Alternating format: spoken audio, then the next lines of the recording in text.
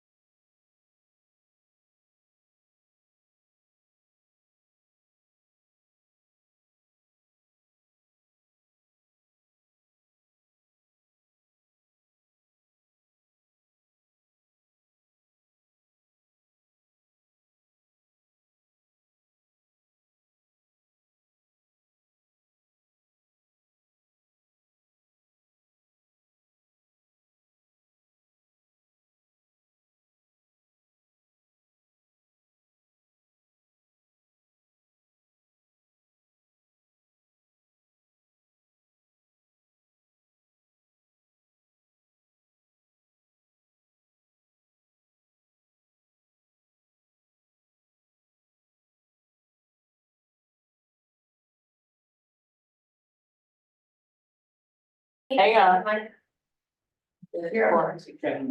Recording, all right, should we start? Okay. I pledge allegiance to the flag of the United States of America and to the republic for which it stands, one nation, under God, indivisible, with liberty and justice for all. All righty, roll call. Councilmember Compton, Here. Emmeline Baker. Here. Happy. Here. Keller, Excused. Miller, Here. Mayor Fallon. Here. No. Additions or amendments to the agenda?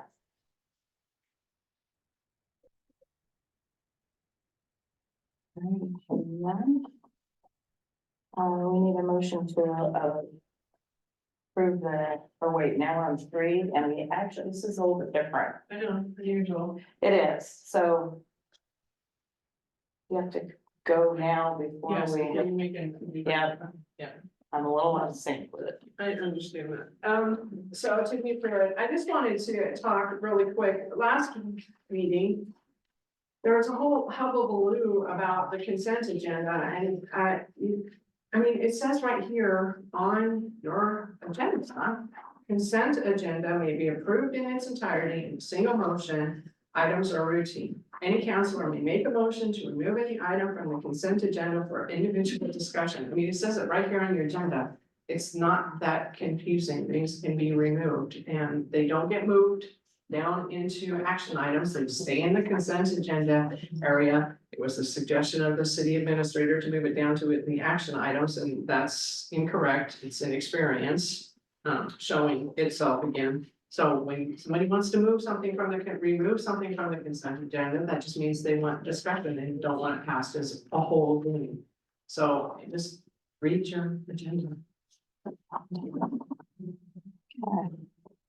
Is there a motion to approve the adoption consent agenda? I move to adopt the consent agenda, including the approval of minutes from June 24th, 2024 council meeting, approval of the charter review committee meeting minutes of June 13th, 2024, ratification of bills in the amount of $618,314.08, and approve the OLCC permanent application for TIV August 15th, 2024. Okay, is there a second? I second. Discussion? Hearing none, roll call vote? Councilmember Compton, Aye. Emmeline Baker. Aye. Happy. Aye. Keller. Excused. It's Miller. okay. No. Mayor Fallon. Yeah. Okay. We do that public already?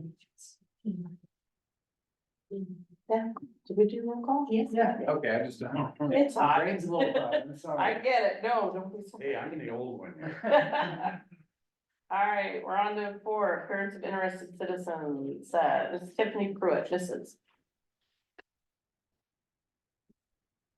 Read through it, city council logs. Also something that was a problem at the last council meeting was what's a quorum? A quorum is always 4.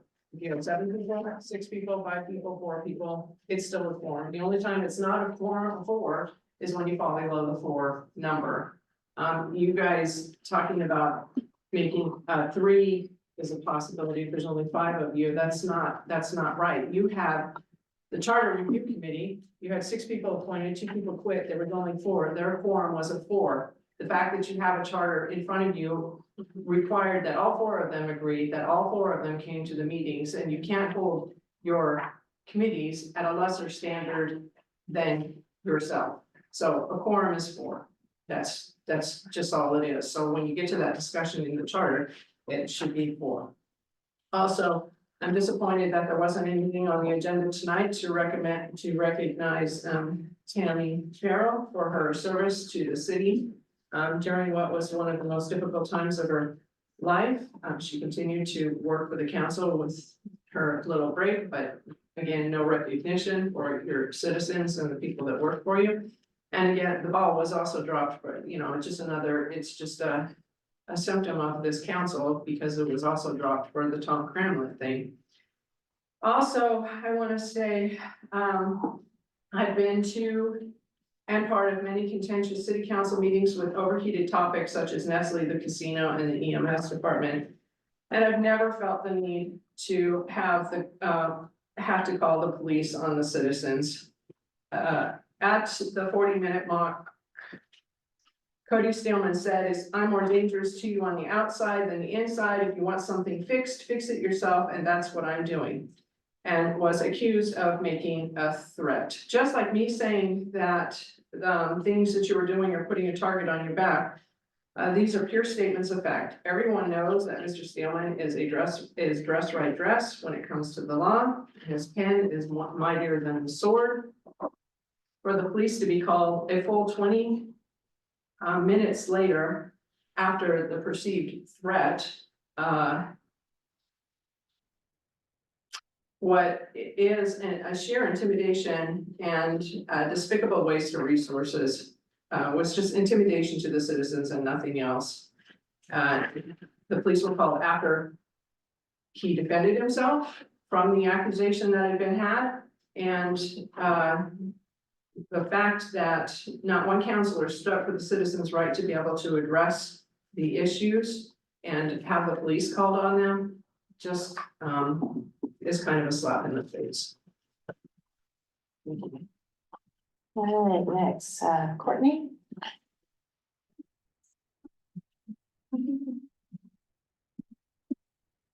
Environment, no. While reading the minutes from the last meeting, which, by the way, are an incredible asset to the citizens, it's come to my attention that some feel I may have thrown a fit when I quote, "Don't get my way." I want to make it clear that my objection was not because I lost a vote, but because certain members of council didn't feel the need to abide by their own motion. How can I, in good faith, present a document outlining the rules and regulations this council is supposed to adhere to when they can't even adhere to their own vote? Quote, applicants will appear before council in person or virtually. June 24th was what council agreed upon, and because it didn't go your way, the majority of you decided to ignore that stipulation. So let me ask you, how does council behave when things don't go your way? Okay. Josh Baker. As most of you probably know, I'm a volunteer firefighter here in Cascade Locks. This is been there for going on 3 years. It's the second agency I volunteered for over a decade. I volunteered for Hoodland Fire, which is sort of a similar department's larger. But I was there 11 and a half years. And I just want to express my frustration with the funding for the fire department and the poor wages that are being paid. And I wish there could be some more creative efforts. The last time I talked to John about the paramedic opening, there have been no applications. And everybody I've talked to said, you're not going to get applications paying that kind of money for people who have pretty specialized medical training. And I know it's been a struggle just to get John's salary where it is. And I think he's a great guy. I think he's a good leader, and I think he deserves better. Thanks. Thank you. Okay. Public hearings? No public hearings. Okay, 6, action on bill, council vacancy. All right, after council failed to reach the 4 affirmative vote threshold to seat a new council member, it was decided to reopen the application window for a new deadline to close of business Tuesday, July 2nd. The prior 2 applications are still in consideration for appointment. This appointment will complete the term made vacant by the resignation of Tamara Farrell. The term ends on December 31st, 2024. We've not received any other applications. So the applicants before you are Bernard Seeger and Courtney Kyle.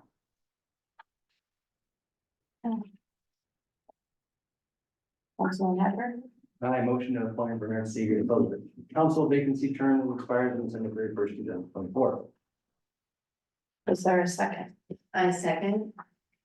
Discussion? Councilmember Miller? I like Bernard, and I think Bernard would be a great addition to this council also, but like I warned 2 meetings ago, try to fast track this stuff, you make mistakes. And it was very prophetic. Because last meeting, council agreed on some stipulations that the applicant had to be here and in person and had to have a letter of interest. Only one candidate was here. It was unfortunate that Bernard wasn't here, but you guys set the rules. You voted on it. It was your word. And to go back on your own word is a dishonor to this council. Councilmember Baker? And on that note, we voted on it. With, Councilman Miller, including you. Yeah. And, a mistake was made, and when we found out about it, we were so glad that nobody had been appointed that evening. And so there was a vote for the person that was here, and it didn't pass with a quorum. So I feel that as humans, we made a mistake, and nobody, I don't even believe yourself, Councilman Miller, remembered that because the person who made the motion wasn't here to remind us until later, and then it was like, wow, good thing that we know that now, so we need to do this again. So I feel like we made good faith, no decision was made. And both persons that had sent in an application and a letter of interest, the person that showed up and the person who contacted City Hall and said, I cannot be here, I'm out of the country, and I'm still interested. Both of those, neither one got elected that night. So I personally believe that we did a good thing in putting it on to the next meeting. Councilmember Happy? I just wanted to point out that when I applied to fill a vacant seat on council, I remember I applied to fill a vacancy with Eric Keller and Jeremiah Blue. There was only one seat to fill. I got that seat, but over time, all three of us ended up serving on council at one point in time. So I just want to point out that for whoever does not end up filling this vacancy, it doesn't mean that there's not going to be another opportunity to do that. And I've spoken with other people on council, and I think that the people that are here that applied were both approached by people on council to fill out the applications, and both for different reasons. And so I just wanted to say that, I'm glad you both are here. I do agree with the sentiments that, we have to conduct ourselves in a tactful and professional demeanor. And, we may not agree with decisions of the other people on council, but we still have to be respectful of those decisions and understand some frustrations related to the decision to fill the vacancy when only one person was here. I just I wasn't here, I wish I could have been, I was traveling and time changes made it so that by the time I realized that there was a council meeting, it was too late and it was not great. That being said, the council can choose to pick none of the applicants. Not saying that, so no one, even if Bernard had not been voted for and the other vote had gone through as the singular vote on the table and it had failed, that would have been what happened. No one is entitled just because they were the only applicant to the spot. It is still based on the council's vote and wishes. I think both applicants are great. I'm glad that both are here today. I'm sad that I wasn't here because I would have reminded you guys that we did say that they had to be present in the Zoom or physically. And that this whole thing could have been avoided. No one wants to feel slighted. We don't intend for that to happen. It's just sometimes we get ahead of ourselves and wrong thing ends up being said. Councilmember Happy? And just don't want to reiterate everything I said the last time about my rationale for proposing to fill the vacancy of Mr. Seeger, but just for the benefit of Mr. Collins, since you weren't here, I felt like Bernard brings a unique skill set to council's perspective, and that he's served as the city administrator in Cascade Locks previously, and has prior experience working as a city staff. And I think that one of the things we've struggled with on council is understanding our roles and responsibilities as council versus the roles and responsibilities of staff. And I think it'd be nice to have someone on council that can help keep us on track and not overstep our realm and sphere of influence, and allow city staff to execute their responsibilities, number one. And number two, I feel like, especially going through the budget review process this time around, the number one thing we have to sort out for next year is getting our budget straight and getting our finances straight. And I know that there's a lot of people that input on the budget process, but I felt like Bernard's contributions through that provided some creative solutions to fund, most importantly, was the sheriff's office and continue that contract. And I felt like he had some good ideas to bring forward that we may not have found otherwise, and really appreciated his contribution. So that's why I felt like he was the best candidate for filling this vacancy at this time, is because my number one concern, and I feel like our number one concern, is that the city is getting our finances straight. Councilmember Baker. And to speak for the candidates, I've seen big commitment to the city from both of them, and I appreciate that. And they're involved with city committees, and I know Bernard from his creation of the cleanup committee, just a small beginning that has blossomed in getting a lot of people involved, and I see that he has that ability. I also know that he loves Cascade Locks, and again, as was mentioned by Councilman Happy, knows our small town, have some history with this small town, as well as reaches out to outside agencies all the way to Washington, DC. Doing some things that we are learning to do to help try to get some creative solutions, as Councilman Happy mentioned, for some of the challenge that we're facing. And I appreciate that experience as well, that from the small town cleanup committee to Washington, DC, that Bernard has shown he's not afraid to do both, and does his volunteer time to do that. So your hand up. Yes, I do. Hat or hand? I do want to say that I understand why Bernard is a great choice. I just want to advocate for Ms. Cowman. I feel she fills a void in the demographic interests of the city. Tamara Farrell was elected before she stepped down and was reappointed back into her seat. And I feel like Ms. Cowman is a good representation of what Ms. Farrell would have, in her voting patterns, would have advocated for in a person to fill her spot.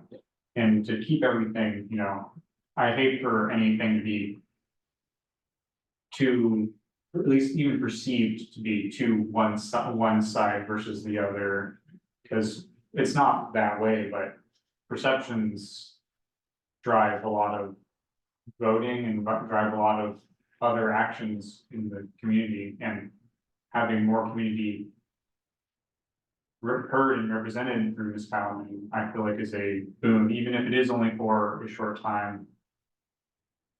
I feel like it's a good stopgap for our loss of Ms. Farrell. Well, I want to say that either candidate, if you don't get on this evening, that I would encourage you to run. There's 3 open seats to run. One thing I'm a big fan of is decorum. And it's not so much getting your way, but when something happens that you so passionately disagree with, it's not okay to call names and storm out of a meeting. No matter what. We all disagree, we all get mad. And we all have our opinions on that. But when you're as an elected official, you're held to a little bit higher standards. When we go to conventions, meetings, anything like that, and you are with a group of people and you disagree with them, are you gonna call them names and storm out? That's not a good representation of Cascade Locks. So I remember what it was like to be younger, and I had a temper and made some poor choices on my words sometimes. So my vote is gonna go, it's gonna lean towards Bernard, only because of the finance background. And I really wanna deep dive into that. So next budget season, we're a little bit better prepared. So. Two things. One, last time we had an opportunity to have a conversation with Kyle, and I wondered, are we gonna have the same opportunity with either Kyle to bring her back up or Mr. Seeger since he's here this evening? And when did we do that last time? Was it after a motion and was it during discussion? When did we? When did we do that? It was, Can I answer? Was it the last time that you tried to go up to Tammy's position and you asked, you were supposed to ask the same question, each one was supposed to ask the same question, which didn't quite happen, but each person was supposed to ask the same question to the candidate. Was it before we did a motion though? Yes. yeah. Can I So rescind my motion then so we can do that? we can, We did I mean, a well, discussion. we don't need If to it is, so rescind it's in discussion. Yeah, it's in- We're talking okay. the So would council like to hear from both candidates? Sure, We have both of their statements here. I had two things. That was my Okay. one question. And number two, I just don't think we can overstate the importance of getting our finances straight.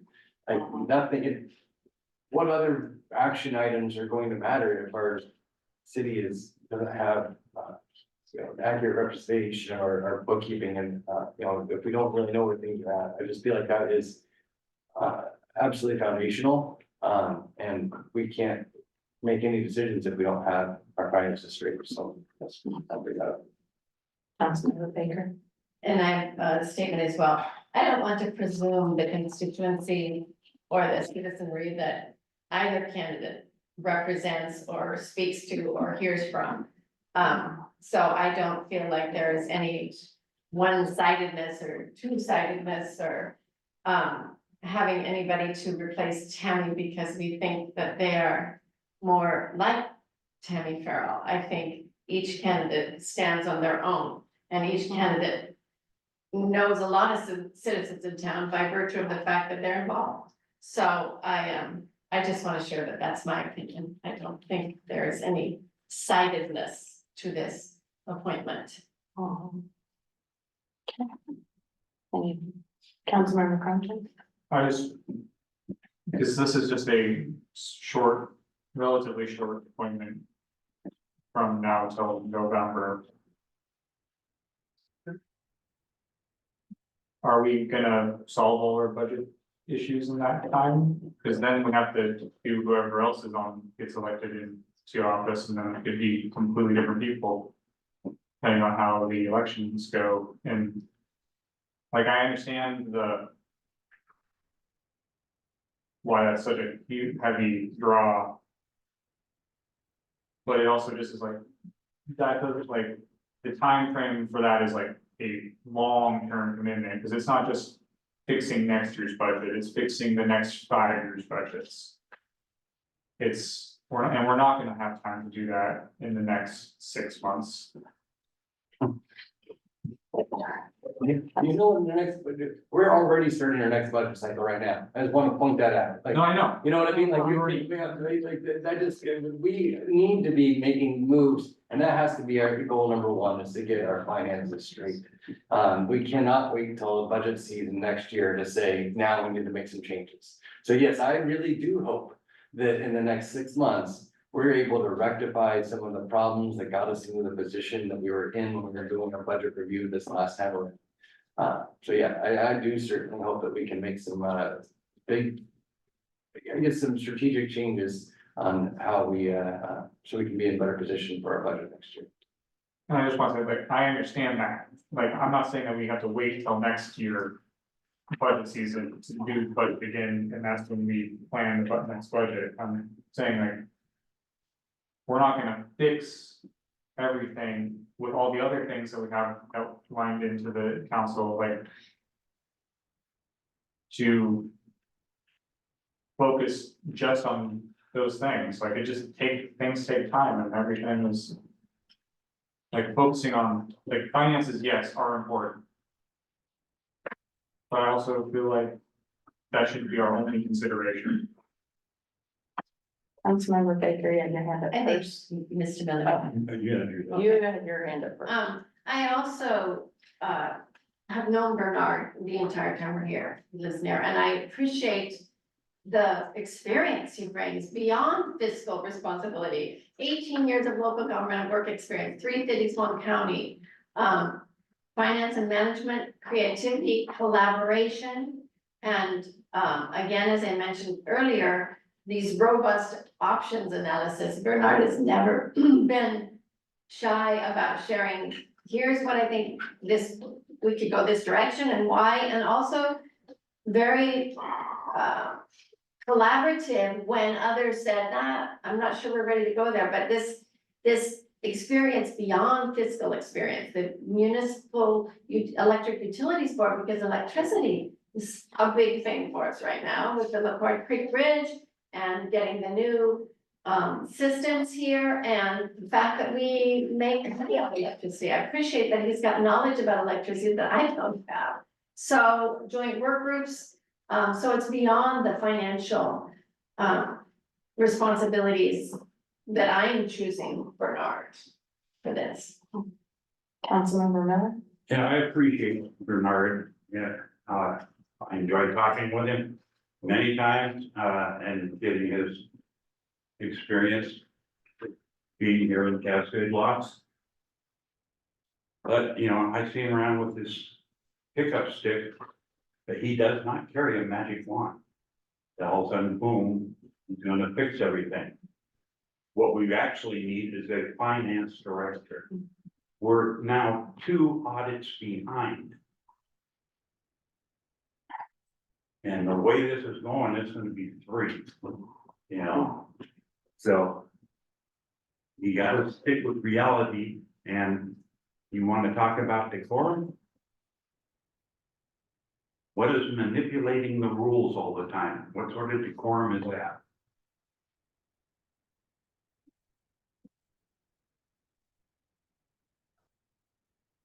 Okay, any other discussion? Okay. Roll call vote.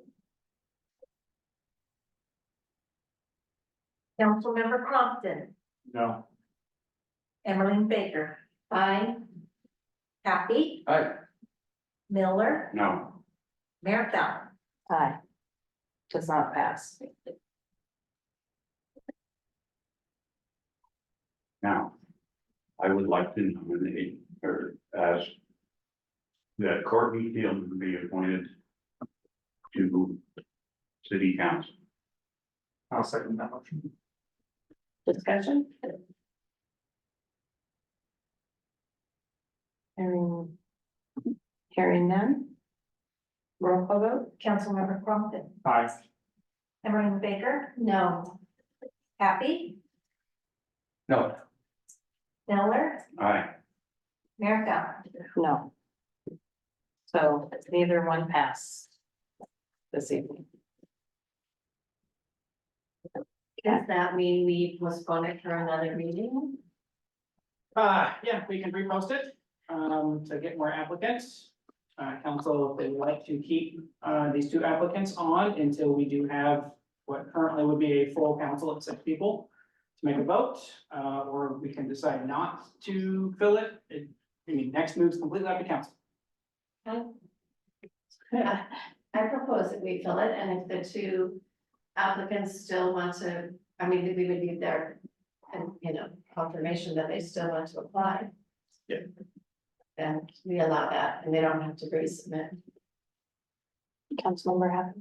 Well, we're in July, or I know that August is gonna be here, remember, we watched what happened in the city the county commissioner seat, it was, the vacancy that was filled right before the election.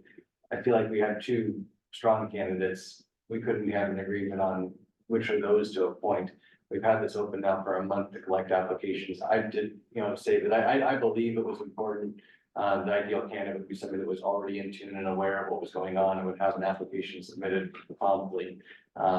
So I propose that we leave this council seat vacant until the election when the citizens decide who they want to represent them.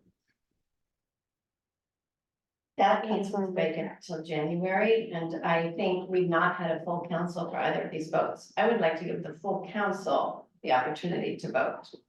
And I don't foresee any of us being gone next meeting can happen, but. Councilmember Happy. I don't think it's gonna change the vote.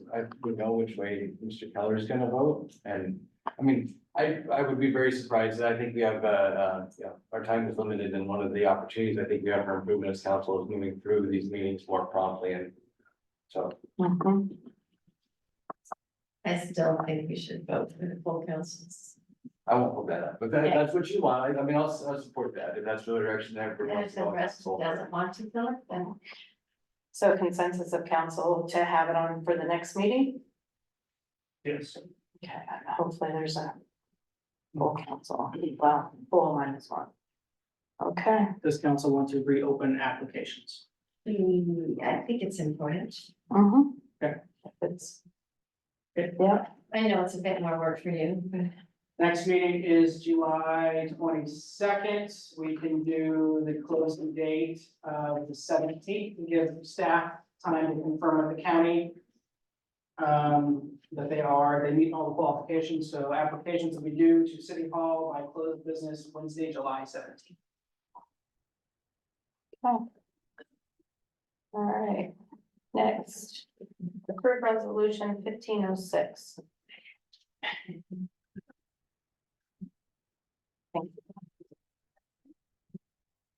Right.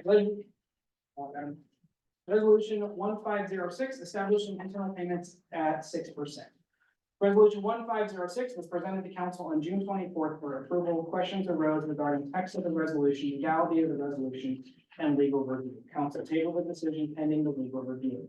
The resolution was reviewed, amended, and approved by City Attorney Cleveland. The question has been brought up before, or this question has been brought up before. The city has the right to relegate franchise fees, and this internal payments are in lieu of franchise fees. Attached for review is the resolution 1506 and a table of rates with anticipated transfer amounts. And the language about repealing the previous resolution was added.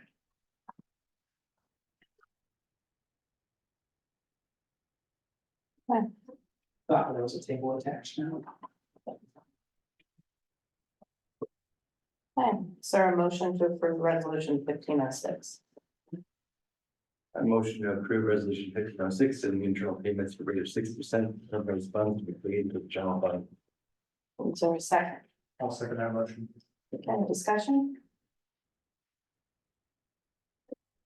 Hearing none, roll call vote. Councilmember Conklin. Aye. Emerald Baker. I, Happy. Aye. Miller. No, Mayor Fallon. Aye. That passes. Let's see, resolution 1508.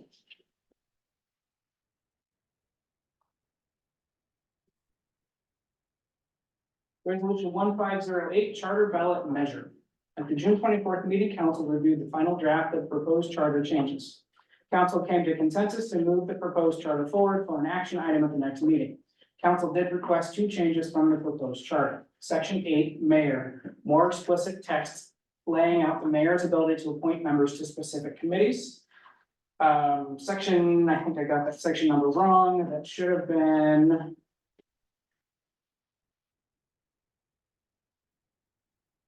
Section 28, no. Yeah, no, that's right. Section 29, filling vacancies, added language stating that 4 affirmative votes are needed to fill in any vacancies unless then 4 council members are seated. At this point, a unanimous vote is required. And then one item that did not add, but I did finally hear back from the attorney. This was about nominations. This is section number 27, not 29. City Attorney Cleveland provided proposed language regarding the creation of an ordinance. The council may adopt an ordinance prescribing the manner for a person to be nominated to run for mayor or a city council position. In the absence of such ordinance, that procedure is as followed, and then it goes on to state what's in there. So that sentence can be added. So if an ordinance is created, it will refer back to that, and we will not have to change the text of the chart. Resolution 1508 approves putting the proposed charter to a vote of residents for approval on the November 5th, 2024 ballot. Attached for review are resolution 1508, a proposed charter. I apparently double typed there. The proposed charter was reviewed and approved by City Attorney Cleveland. Okay. Is there a motion to approve resolution 1508? I motion to approve resolution 1508, creating a ballot measure to update the Cascade Locks City Charter. Is there a Motion. second discussion? Councilmember Miller? My disagreement with this is section 36. Voter approval on taxes and mandatory fees, any creation of or increase in taxes or fees, whether by ordinance or resolution, shall not be effective unless approved by a majority vote of the city's qualified electors, unless otherwise authorized by city ordinance, the Constitution of the state of Oregon, or other laws of the state of Oregon. What you've done is you've cut back one word. You're taking charges out of it. So you've created another word that you can go back on to where council can pass so-called rates and stuff. So this is just more manipulation to give council a way of putting fees onto the voters without their approval. So I would vote no. Okay. I do know the committee, they worked really hard on this, and I think they looked at every single one. They sought out conversation from other locals, from attorneys, from the LOC, and I feel confident with their work and what they've come up with. Councilmember Baker? I too respect the number of meetings the committee had, and all of the references they made, hearing from, looking at their minutes, even other cities our size, and the fiscal and fiduciary responsibility of cities that this is in line with what other cities are writing. So I really appreciate that work, that it is modeled after the LOC model charter, and of course, fit to Cascade Locks, and it was a diverse committee that, you know. So I appreciate that they came up with this, and it had been mentioned that it was a small committee, so all of them did in the end have to agree, or the forum, so. I really respect all this work, and I appreciate it, and think that this will be a good step in the right direction for the city. Okay, any other discussion? Okay, hearing none. Can I get, Oh, sorry, clarification on section 27, would council like that sentence regarding the enactment of an ordinance added to the charter? Because it's currently not in there. I didn't want to make too many changes from what was proposed last meeting to now and confuse council. Can you read where that would be, like the sentence before and after? Yeah, so it'd be the very first sentence in section 27. It would read, the council may, so it would be section 27, nominations. The council may adopt an ordinance prescribing the manner for a person to be nominated to run for mayor or a city councilor position. In the absence of such ordinance, the procedure is as follows: a person qualified to serve on council, and then that's where it goes into what's already in the proposed charter. So it's adding that sentence about, or two sentences about the council may adopt an ordinance, which would then prescribe. So it is, I mean, yes, the charter is in hierarchy above an ordinance, but this charter is specifically referring back to that ordinance. And it's by recommendation of our attorney. Our attorney, well, the creation of the ordinance is recommended by LOC. And because we don't have one, we need some kind of language on what the nomination process is. And according to our city attorney, this language will allow us to put that ordinance together without having to change the charter and put it to another vote. Since I made the first motion, I would accept that friendly amendment to add that to the first section of section 27. Councilmember Crawford. I just want to double check, so is this ordinance that we would make, is it basically a circular ordinance where it points back to the charter? Yes. So you look at the ordinance and it goes, the charter says how to do this. No, this would be completely separate. So it would be, this is what we've decided, and if it's not this, then it's what the charter says. Well, once you have the ordinance in place, that's what the process is.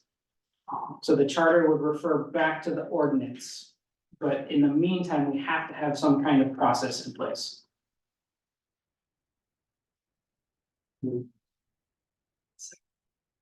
That answer your question? It's, Yes, I find it hard to do that when we don't have that ordinance already, because it's kind of a vacant spot that you could put any ordinance in. Not any, but like, yeah, and that's where the problem is it's specifically laid out in our charter. If we take it out of the charter, then we have no nomination process, but if we add an ordinance without updating the charter, the ordinance isn't valid because the charter supersedes the ordinance, so it's the chicken or the egg. And adding this is our attorney's recommendation? Yes, yeah, Okay. And LOC? not assets, Okay, just the attorney. okay. But LLC's general guidance based off their model charter was to have this in the ordinance, because, you know, the $20 fee, I don't know what other cities pay, I didn't look into that, but that's been on the books since the 90s. I mean, does that fee need to be changed? Again, that requires a vote of the charter just to change the application fee. okay.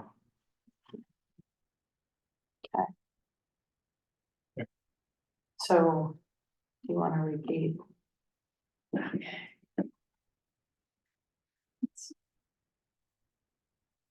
I motion to approve resolution 1508, creating a ballot measure to update the city of Cascade Lock City Charter, including the edit for the ordinance language proposed by our city attorney at section 27. Okay, is there a second? I'll second that. Okay. Further discussion? All right, hearing none, roll call vote? Councilmember Compton, Aye. Emily Baker, I Happy, Aye. Miller, No, Mayor Fallon. Aye. 1508 passes. I will work with the city recorder, city attorney, and county election staff to get this presented for the ballot on November 5th. Um, 60, and we do have citizen who want to speak on 60. 60 Through Spain. The city TTM grant authorization letter. The city's transportation system plan was last updated in 2001. The state recommends it be reviewed and updated at least every 5 years. A TSP provides a broad overview of transportation systems, including vehicle, rail, air, bike, public transportation, and pedestrian. in the city, expected transportation demands and desires, the improvement goals, design standards, and estimated costs. If the city wishes to apply for any large grants for transportation improvements, this plan needs to be updated. Oregon DOT and DLCD partner together to create the Transportation Growth Management Grant Program. The city will be applying for a grant to complete a new TSP. The grant application requires approval from city council to apply and enter into an agreement with ODOT if the grant is awarded. After discussion with staff from the TGM office, the grant requests will be $225,000 with a match of $12,000 of in-kind labor and services from the city and $13,750 in cash. Did you have a citizen? Tiffany? Sydney Road, so it's in the Cascade Locks again. Where's it coming from? Where's the money gonna come from? Again, we just went through the budget process. We have an incredibly lean budget. It would be nice if Mr. Bennett could, City Administrator Bennett could include where the money would come from in his reports, but where is the money gonna come from? I understand that 12,000 is in-kind labor, but where's the $13,750? I mean, we just keep spending and spending, and I just don't, there's just seems to be no end to the purse, but I've seen that there is an end, and, you know, it's very close, so. Okay, thank you. Okay, is there a motion to approve the letter authorizing the city administrator to apply for the grant and sign an agreement with the Oregon Department of Transportation?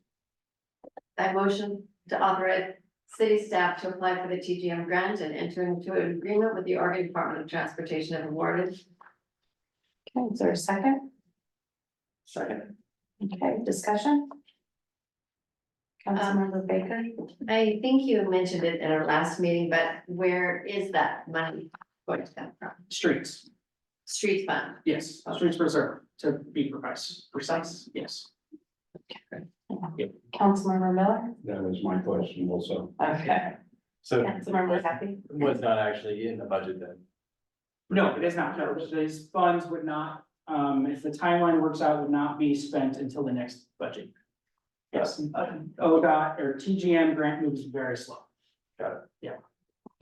Councilmember Baker? And I just want to point out that we need this with any strategic plan that we just did, the port just did. Downtown Revitalization Committee, transportation is huge, very huge, and I do not want to miss $225,000.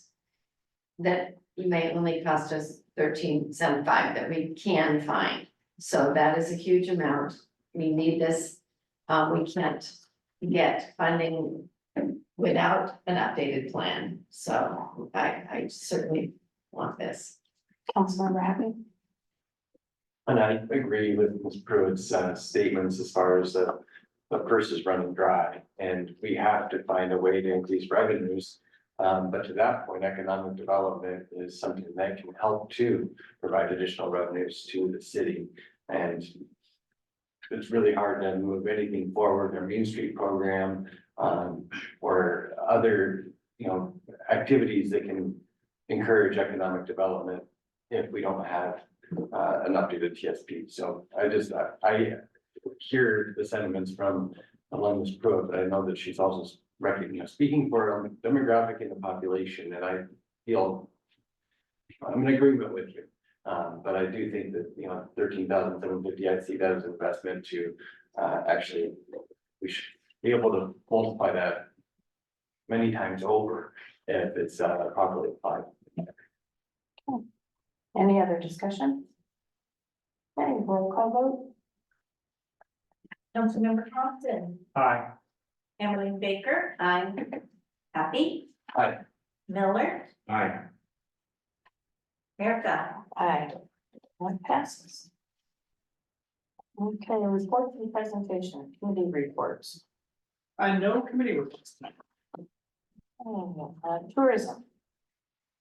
So not quite a committee report, but tourism. If you all remember way back in January, we had our strategic plan meetings with tourism and the planning department, and tourism was tasked with looking at short-term rental fee structure.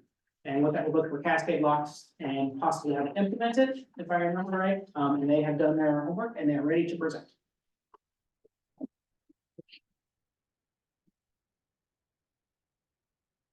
I might need you to make it a little bit, great, maybe so I can read it. I'm Heather Weaver, for those of you I haven't met, I'm on the tourism committee. So yeah, as Jordan said, I'm just here to present some of our recommendations to city council for you guys to consider and see what you think.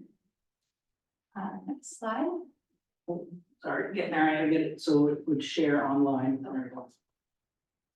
So, as you know, the city already has existing STR ordinance, but we felt like there was a few areas that could be improved. So in particular, the three are around STR licensing fees, STR life and safety inspections, and then suggested revision to the existing ordinance language.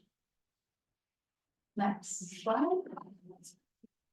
So first, I'm just gonna discuss three examples, just like as a point of reference for you all in relation to both their fee structure as well as what they required for inspections.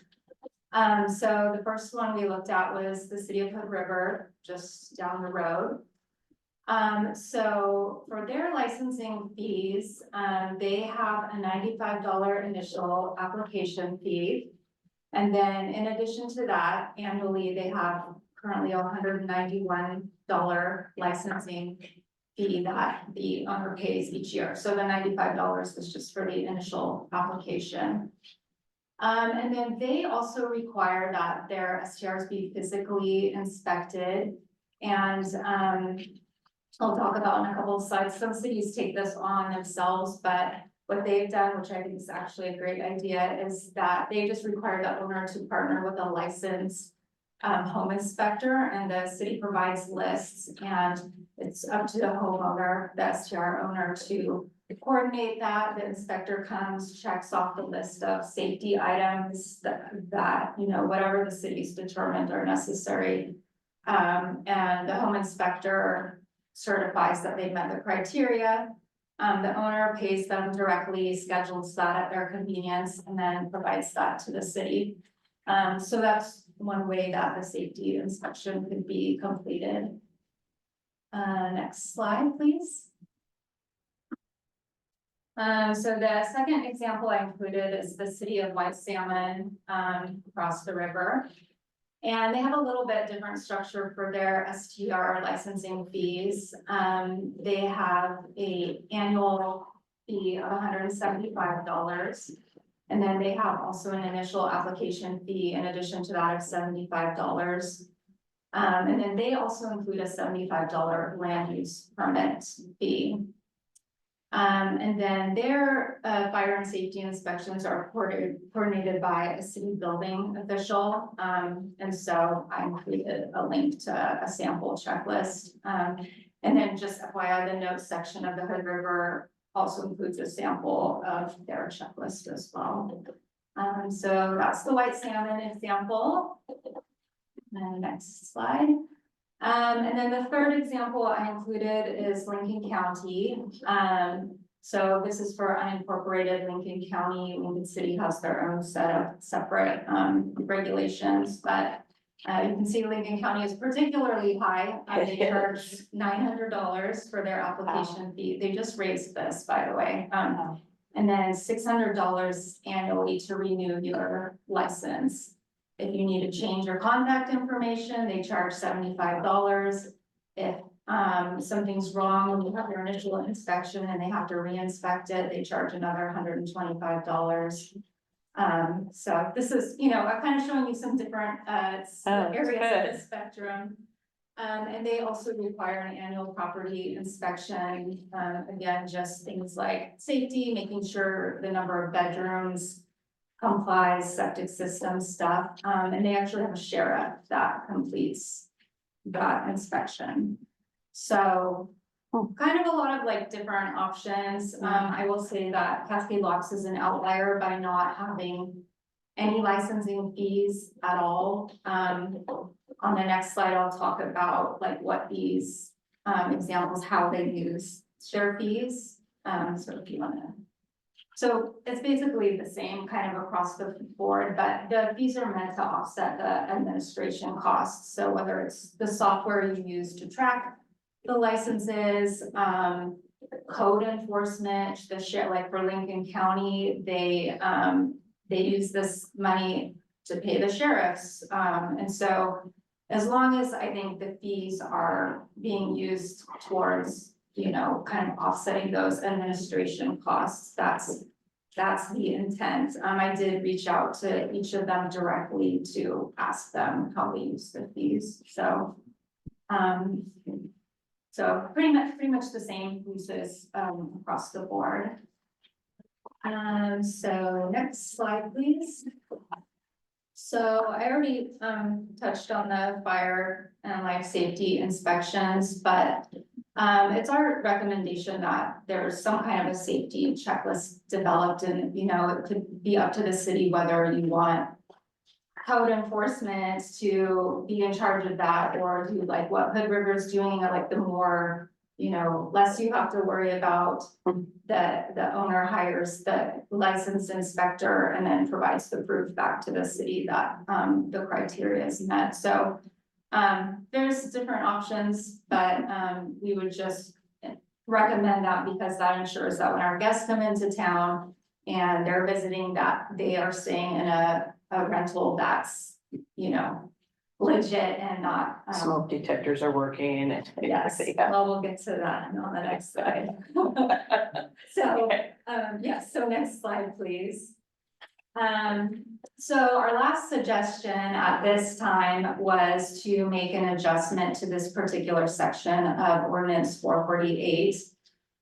So currently the section B use restriction states smoke detectors, carbon monoxide detectors, and fire extinguishers in the rental space are strongly encouraged. We would highly recommend changing the word encouraged to required, as well as maybe just double checking any other state fire marshal requirements that should be included. So yeah, next slide, please. So just to recap, it's great that we at least have some regulations in place. I think like having reasonable regulations that aren't overburdensome to the owners, but also protect visitors are really important. So we just felt that the current process could be improved by incorporating those licensing fees to help offset some of the costs that the city incurs to track and manage those properties, implementing safety inspections, and then making that adjustment to the ordinance language. I think there's one more slide, and just for reference, I contacted the city to get a current list of rentals, and so you can see we have about 15, but I would anticipate as the city grows, obviously they're putting in a housing development down the road and all of that, there will be more of these popping up, and I think it's a great option for visitors who maybe don't want to stay in a hotel, but those are just our recommendations for some improvements that could be made. So that's all. If anyone has questions or like takeaways, I think it's. Councilmember Hunter. Thank you for the presentation. One of my thoughts as we were looking at the city of Hood River and how they had inspectors that were kind of on the responsibility, you know, working with the owners to get that safety inspection completed. First, I thought that was brilliant, but on the second thought, I was wondering, it seems like somewhat of a conflict of interest if the person that's applying for the license is the one that and required, you know, they need to get that inspector to sign off and say that they meet the requirements, but they're also the one paying for it. You know, maybe I'm wondering how they, you know, how do they confirm that, you know, they actually met the requirements? And yeah, so they have to be licensed home inspectors. So, and at least for Hood River, they actually provide a list of the licensed home inspectors that people can choose from. I'm not sure if it's like within the county or just within Hood River, but they do provide a list. So people can work off of that list, and I don't see why we're close enough we couldn't Are they required to go off that list? I believe so, yes, but they are all licensed. They're vetted. Yeah, Yeah. yes, they're, And I guess my other takeaway is we're looking at Lincoln City here, Lincoln County, I guess, was, I know that housing is a real challenge for them, and I imagine some of those fees may be set as a way to, make people really decide whether they want to do an STR or more long-term rental. And so I think that the fees are really beneficial for the city, especially as we're looking at, creative ways of generating revenue, but it also might be a way to disincentivize people from opening up an STR and instead make their property available for this long-term rental, which we desperately need. yeah, so, and that's kind of why also I provided kind of the spectrum and, I just picked 3, but you can look at like, there's, Tillamook County and even they have a different structure where they have a fee per bedroom, like, and so there's all sorts of ways that you can do it, but yeah, I think the ideal is you don't want it so crazy, like, I think, Lincoln County's pretty exorbitant, but, you want it reasonable enough that it's reasonable for owners, but also it's covering at least some of the administration expenses that the city's incurring. So it kind of, I think, be up to the city to look at, how much time is spent reviewing applications, like what software do you use to track the licensing info? How many times does a sheriff get called or a code enforcement officer to respond to a short-term rental issue? And just kind of weigh all of those factors to see like what kind of fee would be reasonable for the city, so. Councilman Baker? Thank you for doing the research and doing this report. It's great that the tourism committee is doing so much to help our council. I really appreciate that. And on that note, sounds like in one town you saw a sheriff with the inspections.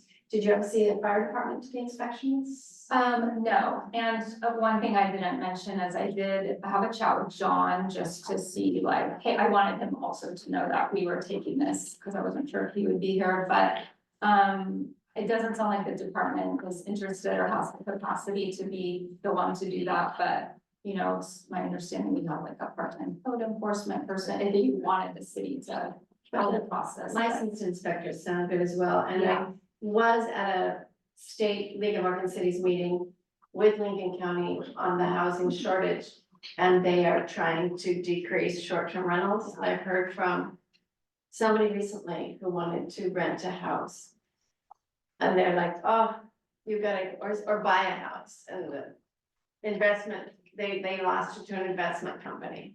And so that's something this council and future council is gonna have to be wary of. While I do like some short-term rentals, we need long-term rentals as well.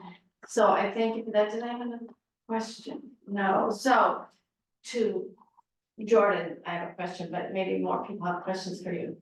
And I was just gonna comment too, I know the city has a cap also on, I don't remember what it is, but there is a cap in place, so I think that gives you the protection of whatever it is, 1 per, I forget.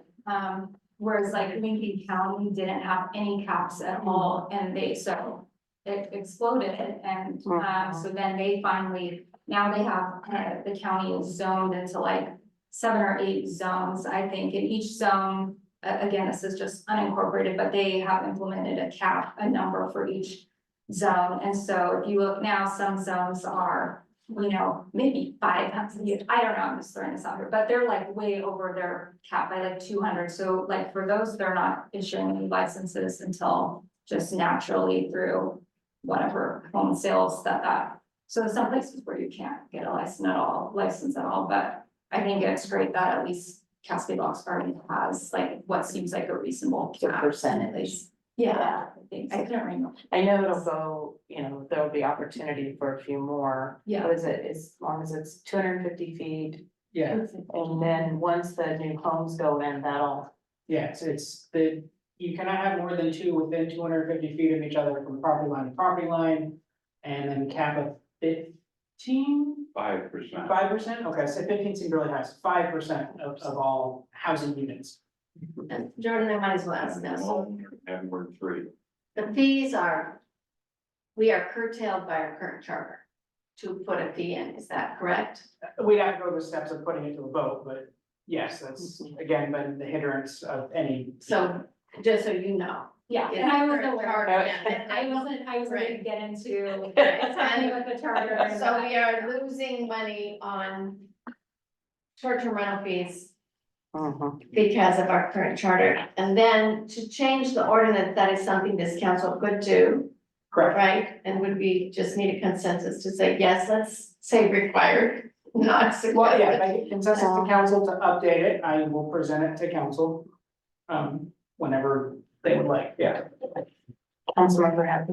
The new charter, we're still not able to create a new fee, We right? are, What's that? we are, We are one. yes, we can create fees, With the new charter, we can create a new fee, correct, but we can't raise any existing. no, we can't. But it- I'll read that again. Yeah. Yeah. Are you, That answered my question, thank you. But yes, no, we could create fees as long as we're not violating any really state or federal laws while creating those fees. Or taxes or whatever they may be. Yeah, and I'll just reiterate that, that Cascade Locks is definitely an outlier by not having, it's not like, oh, some require and some don't, like, you're Right. definitely an outlier by not charging any fee at all, so. And I really like, you know, it's the word, it's strongly encouraged, I was like, what? No, I like required much better. yes. So Yeah, I'm not sure why that. that's No wording. interesting. I Well, was it was like, probably written, when was that written, the short-term rental code? It was probably Not wrong. Early 2000s, I think. okay. wow, okay, Yes, you are. Councilmember Happy. I mean, am I misunderstanding this? It says any creation or increase in taxes or fees, whether by ordinance or resolution, shall not be effective unless approved by a majority vote of the city's qualified electors, unless otherwise authorized by city ordinance, the Constitution of the state of Oregon, or other law of the state of Oregon. So wouldn't this be an increase? So if we are given explicit approval via the state constitution or any state law, ORS, then we can do it. If it's something additional beyond what's explicitly stated in those, then we need voter approval. And this would be something that is specifically, I would need to double check just to make sure, but I'm gonna assume administrative fees for us to be able to provide the service is allowed. I mean, other cities that do it, I mean, I don't. can we get some clarification on that, just to confirm? Because I mean, yeah, that would be great, because if we need to put a separate, you know, measure on the ballot, it's something we should find. Yeah, which I mean, Yeah, would kind of defeat the purpose of the charter, I guess, but Yeah. the charter update is. Councilmember Miller. Yeah, I'd also think that licensing would be under that. I mean, that's not a fee, it's not a tax, you take a license to provide that service here. And of course, I parked down it many times about the city not having business licenses. Yes, which is another thing on my list. Yeah. I also think that these are like, for some of these, like. They might be tough for starting out, but once a short-term rental is rolling, they're making this yearly fees in one night. Yeah. Yeah. So, Lincoln County may seem high, but that's one weekend rent. That's one weekend, like depending on the house, that's like. What's it like? Yeah, depending on the house, like. $600 is like 2 nights, Yeah. maybe one. Well, the other thing I'll offer too is a lot of these places each year they reassess. I think it doesn't necessarily mean they raise the fee every year, but they reassess and the fee might go up by some increment each year. So even if you set it at one amount, doesn't mean you can't reassess that. Because the city is impacted. We live next to a short-term rental and it's loud sometimes late at night. There's times we've had to help the folks there in the snow and stuff because nobody's there but us. So the city is impacted. So we do, there should be fees. Councilmember Conrad. Right, my point was like these, like even the highest fees on here sound, like they look like, oh, wow. But like, in the scheme of how these businesses operate, it's a drop. The most cost prohibitive thing, I think, is like maybe getting the inspections done, because those can get a little pricey and like it's time wasted, it's time not there, but like that's still a very important thing. I wouldn't think about not having. Councilmember Miller? I think we could use our code enforcement officer on inspections for houses.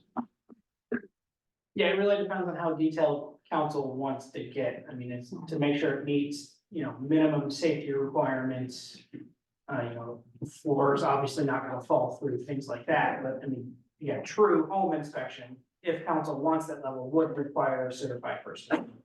It's all what level of inspection council wants to move forward with. And it's not just the safety, some of it could be too, just ensuring that whatever the ordinance says, like, oh, you have one parking spot, or you have whatever, I mean, it's not just, oh, is this place safe, but it's also, oh, the ordinance says you have to have one off-street parking spot, or you registered and said, I have 2 bedrooms, do you really have 2 bedrooms? Like, it can kind of be, I think, whatever, so safety, yes, but also like, is the property meeting the ordinance requirements as well? And the links, I think, are super helpful just to see, you don't need to reinvent the wheel, right? Like, Right. see what's the checklist look like for Hood River or Lincoln County or, so.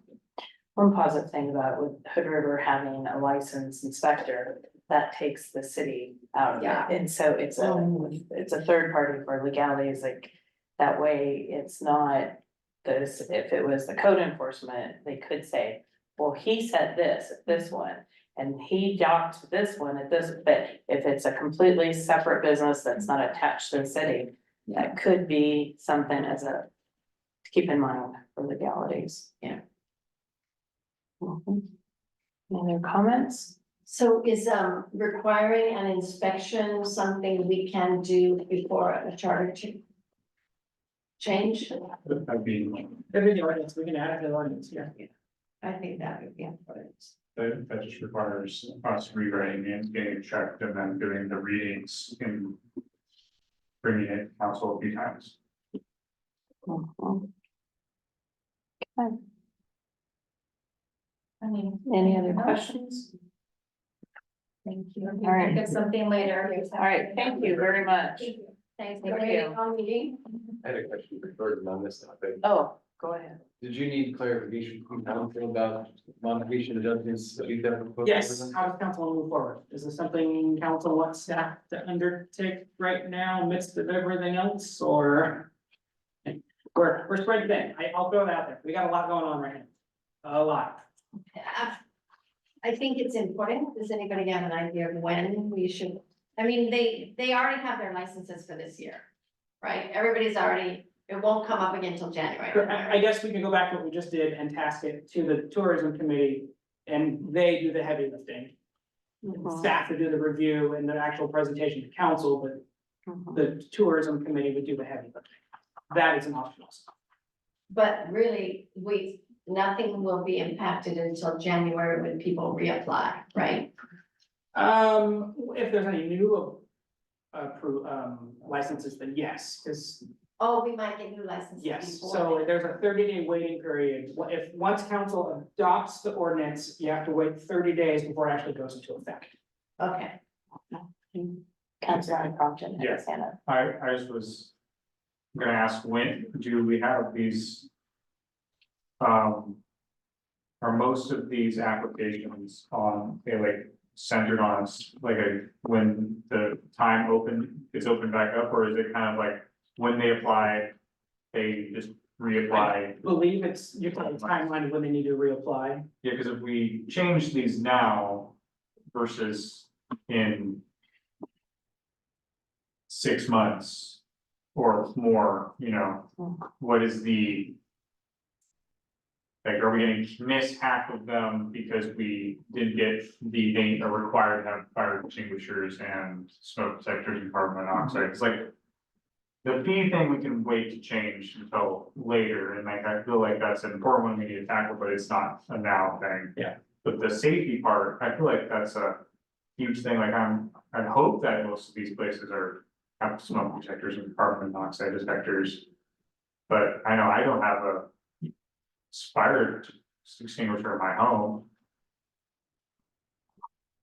Well, so, and I have the other ones, but so like having like. And I know that would be very useful for saving a short-term rental and like, they're like, oh no, but So it would go back to kind of, it's this kind of same discussion we had with the street vendors or the food carts, those in. Right now would not have to abide by the new ordinance. Once they come in for a reapplication, then the new rules would apply. yes, I guess my question was like, is there a time frame where like a big chunk of these are? I think they all renew at the beginning of the year, January 1. Okay. I think, but I'll have to double check that. Cause if we can get it done before January 1, I would like that. But if it's something that. They're spread out through the year and it's kind of just when it happens, then people that renew will be affected and then. It'll slowly trickle around, but if we can catch them all in one major go. I would prefer that. I think it would benefit to start, everything it takes time to get anything, and I would. Like to see this start sooner than later, so we are prepared for January. Councilmember Happy. Yeah, I like your suggestion of asking tourism to help draft the ordinance revision. I thought we get enough on your plate right now, but I do think it's incredibly important, especially the fire and safety aspect of it. And I wondered if, as we're drafting that provision, if there's a way to maybe put language in there that talks about fees, but right now the numbers are 0, but it would make it easier to update in the future if that section's already. Yeah, I had that thought in my head, yeah. In the future, Prep the work, yeah. To pay the annual fees as determined by the city or something. Or you just put manual give $0, and then when you change the fee, you just put a number in and then everything stays the same. Well, Heather, how do you feel about? Sure. Okay, as council, I like that. Are we gonna talk about who does the inspections at this time in the ordinance? we're gonna let. we're gonna let, Okay, what, Was there like a preference? I feel like I kind of heard some different. It kind of depended on what the checklist is we're having to do, if it's, but I don't know, I like what yeah, Mayor Fallon said about it takes the responsibility off the city.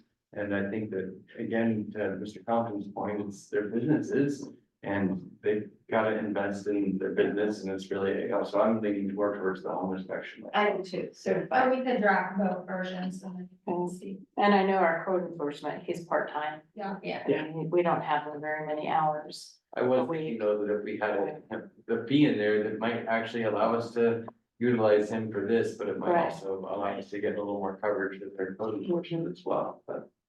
I like what the mayor said, though. I would rather take it off the city's.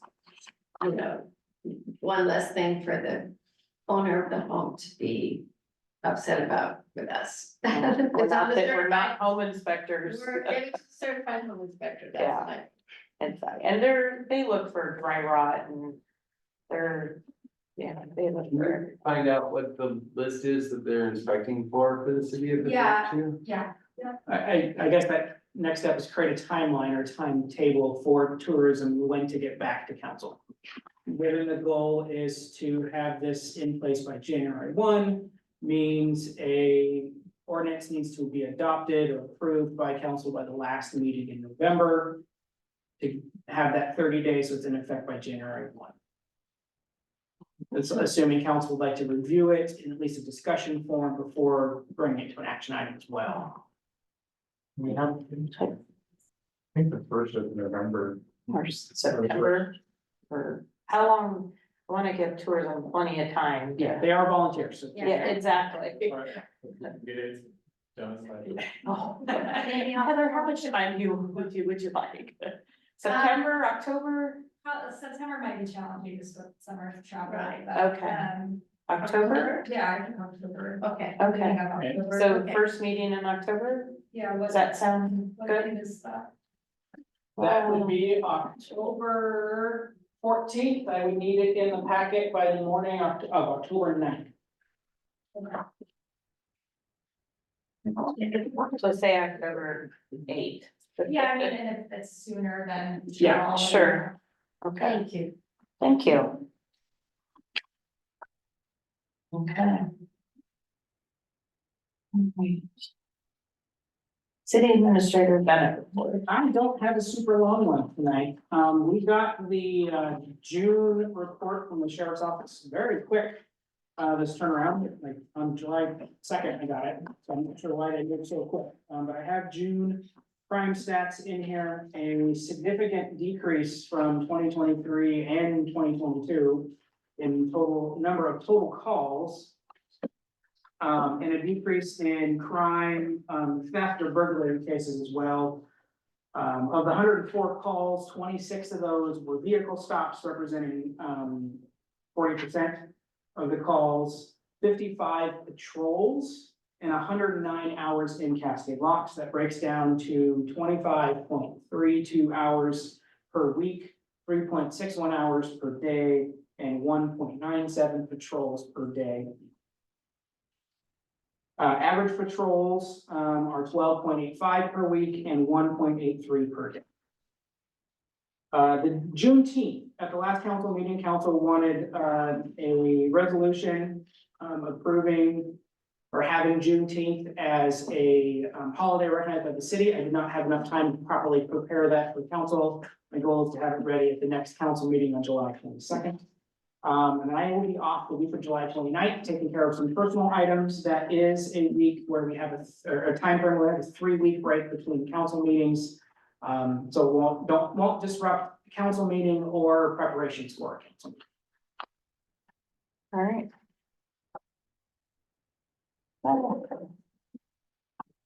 That it? So I got a short one, yeah. All right. Council comments. Councilmember Crockett.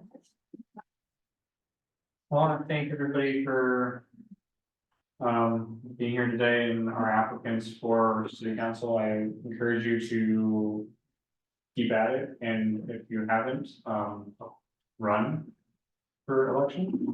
There are a few open seats, 3. and I always say, like, if you want changes and want to see changes, then you have to be the change. And I like that how people here are actively trying to be the change for our city. Okay. Councilmember Baker. Thank you again for the people who come and speak, for the 2 candidates that showed up tonight, and again, coming back next time, I appreciate that. I want to thank all the committees, for all the work they've done, the Charter Review Committee, our Tourism Committee, Planning Committee. We couldn't get through some of these meetings if we didn't have your help, so we thank you for that. I wanted to just let the folks here know that while the court finished their strategic planning committee plan, we finished, the city of Cascade finished ours. We're working on our downtown revitalization plan, and I know it all sounds separate, but they go together.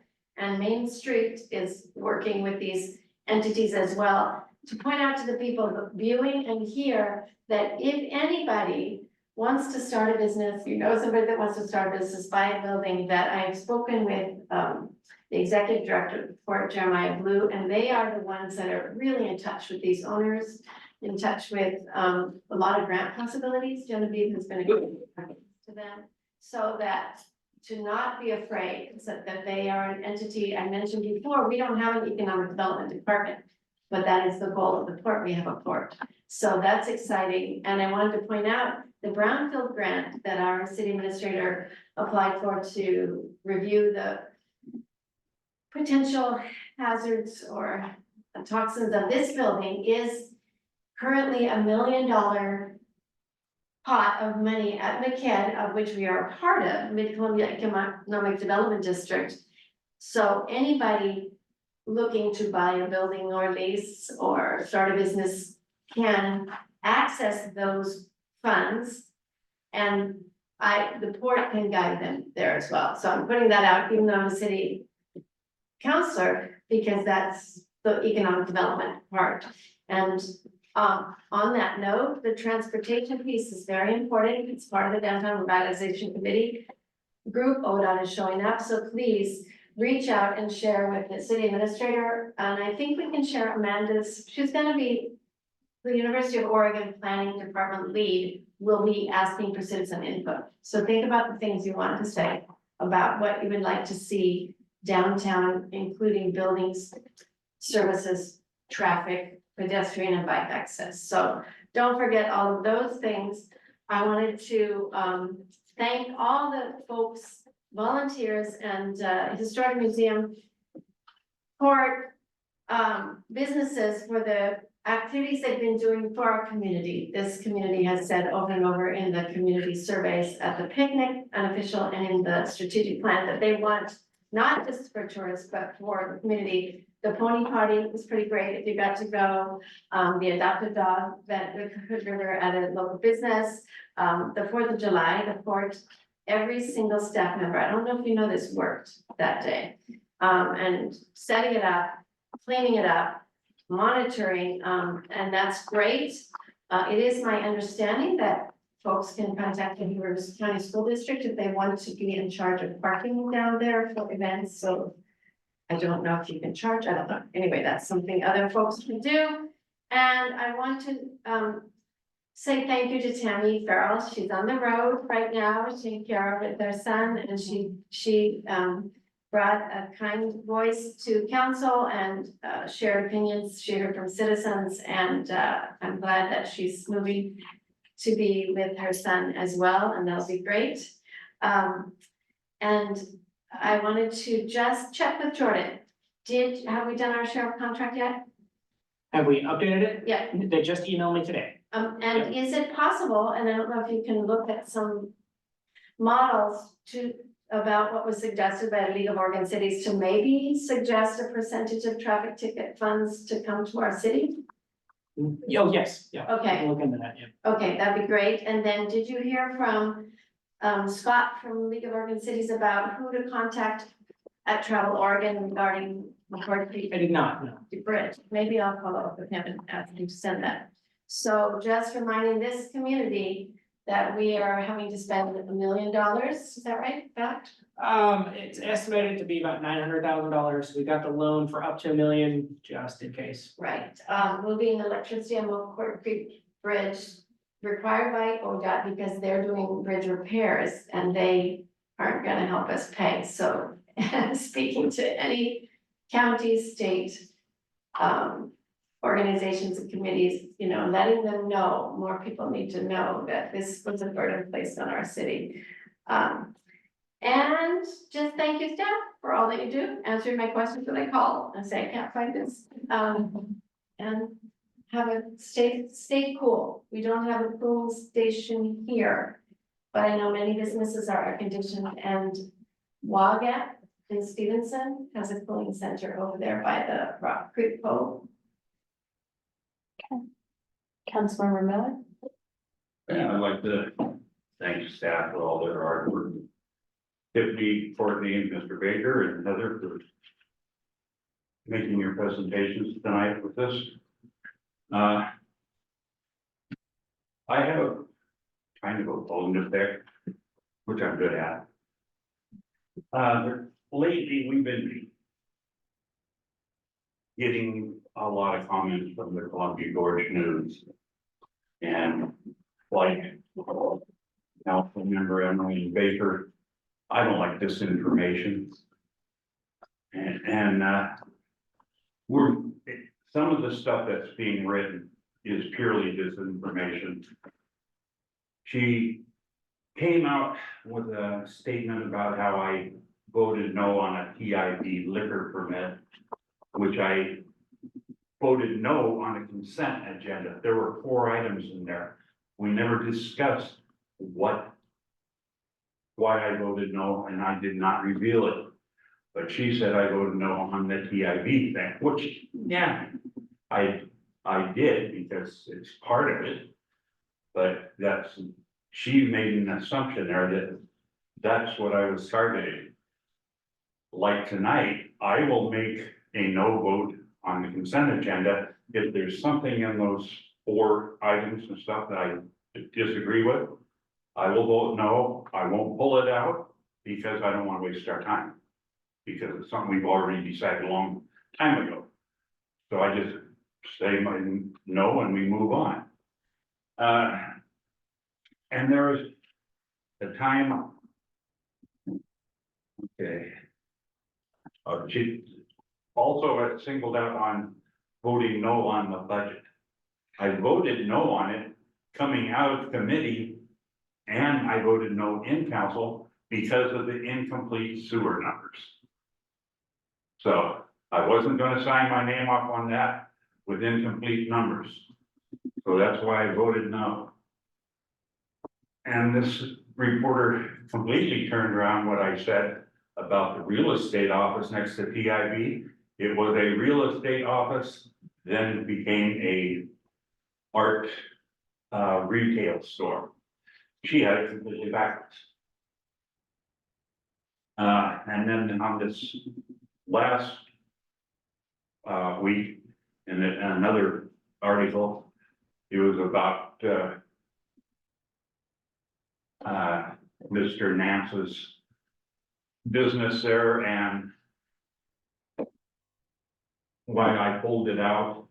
And I said that his map was disingenuous. She said it was, I said it was an unclear map. No, it was disingenuous because it omitted that that building had 2 businesses in it. He didn't list that. He didn't list the driveway. He didn't list the carport. He did not list the residents in the back. So there was nothing to me that was unclear. There was a great bit of omission on his part. And so I would invite the reporters to come here, come sit in our meeting. You know, don't do it on Zoom, but come here and spend a meeting with us so you can actually hear clearly what is going on. Because evidently you're not hearing it clearly because there's too many mistakes in your article. Councilmember Happy? Another correction that I read in that Sunday Board News is talking about the utility rates being increased to 6%. And it wasn't the utility rates, interfund transfer. So I have also noticed some inconsistencies in that reporting as well. And I will also, it has been noted that the owl, as great as it is, has limitations with the space and it is difficult to hear clearly. I don't think that I don't think that it's necessarily part of an intentional misinformation campaign. I think it may just be people mishearing what's going on, hard to hear or decipher. And I think to your point, it's a lot easier to get accurate information when you're hearing. And again, yeah, thank you, staff. I think it's great, the conversation. I appreciate everybody's participation and input on the workshop about the meeting minutes. Holy cow, I just, it's so, reading through these minutes, it's a very laborious task. One of the reasons why I try to be brief in my comments is to help Maryland. And she's trying to type all this stuff up. So I applaud you for looking at a way to free up that time because our team is incredibly valuable assets and how they spend their time is incredibly important. So thank you for that. And really appreciate everybody's presentations. So thank you all for being here tonight. And I really hope we have some more applicants for the open position that I'm looking through it because I feel like you bring a valuable perspective to our discussion and you, like Bush, have a procedure process, random facts, things that we maybe don't remember, recall, or understand the, history behind. It's helpful to know that. And I think Mr. Compton, you brought up a good point about having Mr. Keller in private conversations that said similar comments about the representation on council needs to reflect the demographic of the population. And, we don't always get along. And I think it's important for people to see debate and issues being argued from all perspectives before a decision is reached. Otherwise, how can we move forward after that? So I think that's a very valuable comment. And for those that maybe have not filled out an application and, are concerned about the direction the city is going, please get an application in. So, That doesn't come out till August, right? So for your, They can start signing. like, yeah, you can submit your paperwork now, and it closes, I think, early August, I don't remember the exact deadline. Oh, I was meaning, applying for the vacancy. My comment was about not filling it was just because of the fact that we have not get any new applicants, it's been a month. So, it'd be great though if we had, and I felt like we've kind of reached an impasse with the two candidates that we currently have. So that's why I was saying, we have a goal of filling it, and we need to have more applicants, apply. That's all I've got.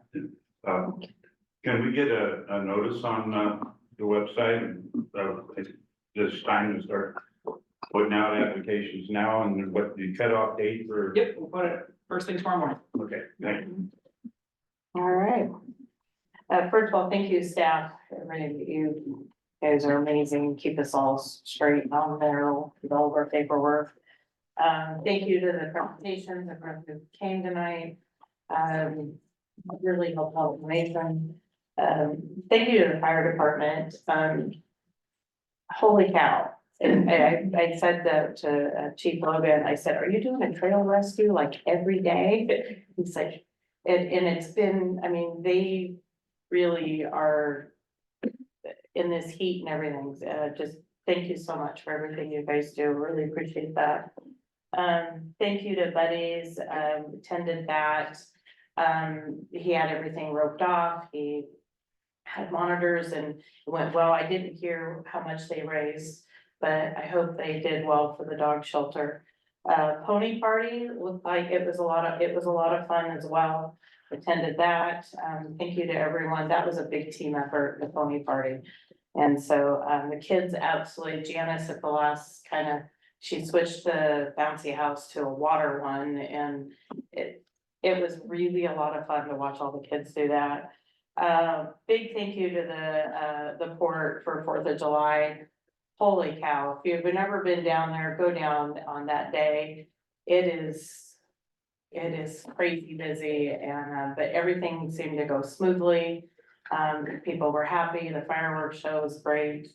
Really enjoyed that. Tammy Farrell, I mean, what an asset, she will truly be missed. But we remained in contact, and she's like, I may be out of state, but I'm still gonna talk. I said, good, do that. And but she really was a value, but I understand that she can be closer to her son and with her daughter, then I understand that. A couple weeks ago, I had the opportunity to go to Hood River to the town hall. Went up there to hear Senator Wyden speak. How it works when you show up to a town hall and you get a ticket if you want to ask him a question. So Doug was with me, so we had 2 tickets. And so the first ticket was drawn, and I got to get up and ask a question about the McCord Bridge. I brought that to light. Second question, when I stood up, it went on for a little bit, and then the second question, he looked at me like, you're up twice. I go, it's his ticket. It's a technicality, but it's legal. And he's like, true, that's okay. So I was able to talk about our challenges with the sheriff. That is something I'm going to be talking about next week with all the Oregon mayors. We are not the only city that are facing the same challenges with getting billed and then not having a full-time officer. So that's another topic. I invited Senator Wyden to have a conversation with Mayor Rod Cross. He's the OMA president. He's the mayor of Toledo. And I invited him for a conversation to sit down with us, and he said, sure. So it's recorded. So I know he's been pretty busy, the holiday, and then he had his town hall schedule. So Bree's supposed to be getting back to me on that. And that's it. So everyone stay cool, hopefully. And it's not gonna be on forever, so. All right. Motion to adjourn, Move to adjourn. I'll second that motion. discussion? All right, vote. Councilmember Compton, Aye. Emmeline Baker, Happy, Aye. Miller, Aye. Mayor Mel. Aye. Passes. Thank you. Okay, we can turn on the